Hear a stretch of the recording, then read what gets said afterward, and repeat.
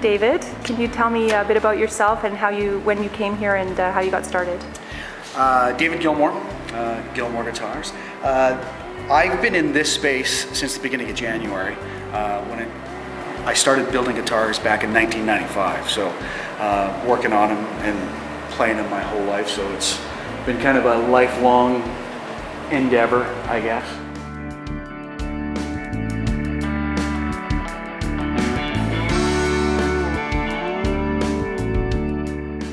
Basically, I do everything a lot by hand when it comes to constructing guitars. Chisels and planes. I do have, the power tools. Okay. Basically, it's a table saw, a drum sander, and a bandsaw. So those are typical tools, like they don't look like specialty guitars. Yeah, there's no voodoo to building guitars. It's just basic woodworking skills, right?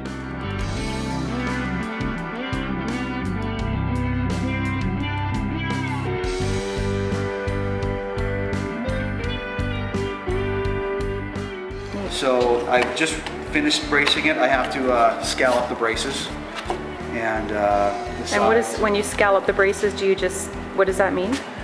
I'll use a chisel and basically take the ends of the brace down. So just give you a bit of a curl. I see. So, actually. Another shot of that. I'm really old school in the way that I do a lot of things. As you can see by my workboard, I build everything on a workboard. I don't use molds. So I'll bend the sides, but then I'll assemble everything on the workboard. So.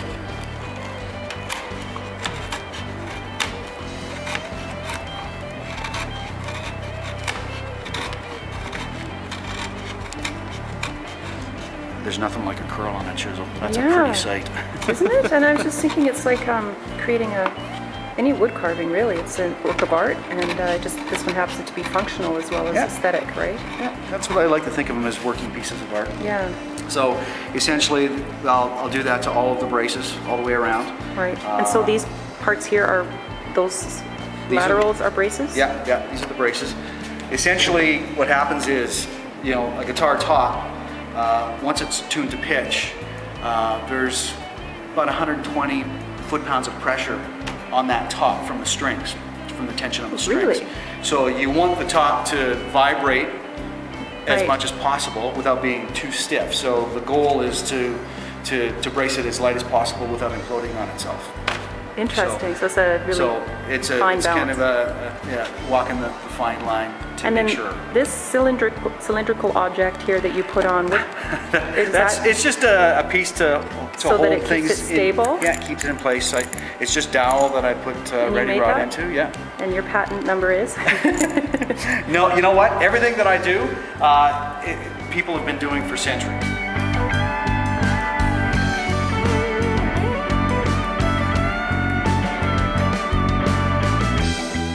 So that is the craft of making a guitar? Lutherie is the art of building and repairing fretted stringed instruments.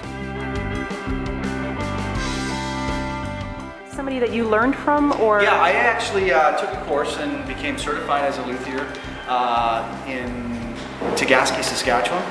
The guy that I learned from is Dave Freeman. Just an amazing guy, just a really cool guy that, it's 12 weeks where you're just immersed in building a guitar. You go to Tegaski, you live, eat and breathe guitar for 12 weeks, and you come home with a guitar that is pretty cool. So you make one there, that's your learning. That's the course. That's the project. You start from scratch, you start from wood. Yeah. In a stack. I see, so this is the beginning of the step one? Yeah. Do you collect pieces or do you order them? How do you find the pieces? All over the place. Local hardwood store, I purchase a lot of stuff. There's some guys in BC that sell tone wood. What's tone wood? Like the guitar wood. Oh, we call it tone wood. It's just because it resonates, or? Yeah, like this here is East Indian rosewood, which is sort of taken the place of Brazilian rosewood because you can't get Brazilian rosewood anymore. And actually Brazilian rosewood is illegal to use now. This is mahogany, and Honduran mahogany is also on the city's list, so you can't use Honduran anymore. This particular mahogany is plantation mahogany.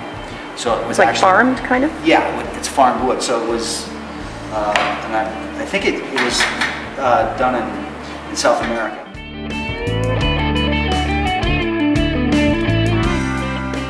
And if people want to get a hold of you, they want to see what kinds of things that you can do for them, do they call you, go to your website? What's the best? I have a website.